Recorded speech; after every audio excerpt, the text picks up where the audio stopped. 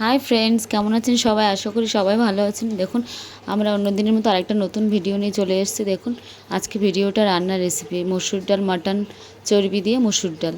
দেখুন, আমি মসুর ডালটা ভালো করে ধুয়ে নিয়েছি।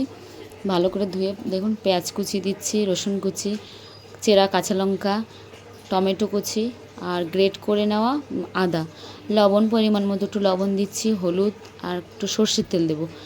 সর্ষের তেল দিয়ে দেখুন ভালো করে আমি মাখিয়ে নেব ডালটাকে। ভালো করে ডালটাকে মাখিয়ে নিলাম। কিছুক্ষণ রেখে দিলেও ভালো হয়, কিন্তু আমি রাখিনি, আমি সঙ্গে সঙ্গে কড়াইতে বসিয়ে দিয়েছি, গ্যাসটা অন করে দেখুন বসিয়েও দিয়েছি। দিয়ে ভালো করে একটু কষিয়ে নেব। কষিয়ে আমি অন্য সাইডে একটু অন্য পাত্রে গরম জল করতে দিয়েছিলাম। দেখুন গরম জলটা আমি একটু কষিয়ে নিয়ে এই যে গরম জলটা আমি ওটার মধ্যে ঢেলে দেবো। অল্প করেই দেবো, ডালটা সেদ্ধ করার মতো। এবার দেখুন ডালটা সেদ্ধ হয়ে আসলে এটা একটু ভালো করে ঘেঁটে দেবো, আমি হাতার সাহায্যে একটু ঘেঁটে দেবো সুন্দর করে। দিয়ে আরেকটু পরিমাণ মতো আরেকটু জল দিয়ে দেবো। আর এদিকে দেখুন আমি মাটন চর্বি যে রেখেছিলাম, অনেকটা বড় পিস ছিল, আমি পিসটাকে ছোটো ছোটো করে কেটে নিয়েছি। এই যে জলটাও দিয়ে দিয়েছি। দিয়ে আমি অন্য সাইডে একটা কড়াইতে ফোড়নের জন্য তেল বসিয়েছি।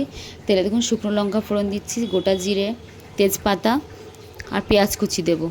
আর একটু সামান্য একটু কাশ্মীরি লঙ্কা দেবো, একটু কালারটা আসার জন্য। কাঁচা লঙ্কা দিয়ে করছি তো যেহেতু, একটু কালারের জন্য কাশ্মীরি লঙ্কার গুঁড়োটা দিচ্ছি। আর দেখুন কেটে রাখা চর্বির পিসগুলো দিয়ে দিচ্ছি। দিয়ে ভালো করে কষিয়ে নেব। একটা চর্বির একটা অন্যরকম একটা গন্ধ থাকে না, গন্ধটা যাতে না থাকে তার জন্য অনেকক্ষণ ধরে কষিয়ে নিয়েছি। দেখুন কষিয়ে আমি এটা ডালের ভেতরে দিয়ে দেবো। এবার ডালের ভেতরে দিয়ে ডালটা অনেকক্ষণ ভালো করে ফুটিয়ে নেব। নিয়ে আমি আমাদের বাড়িতে করে রাখা গোটা জিরে, ধনে, গরম মশলা, তেজপাতা, শুকনো লঙ্কা দিয়ে একসঙ্গে একটা মশলা করা ছিল বাড়িতে, সেই মশলাটা একটু উপর দিয়ে একটু দিয়ে ছড়িয়ে দিলাম। যে দেখুন ভালো করে ফুটিয়ে নিলাম, ডালটা বেশ ঘন হয়ে এসছে। নামানোর আগে একটু গরম মশলা দিয়ে দিয়েছি। ব্যাস, এবার গরম গরম পাতে সার্ভ করুন প্লিজ। ভালো লাগলে সবাই লাইক, কমেন্ট, শেয়ার করবেন।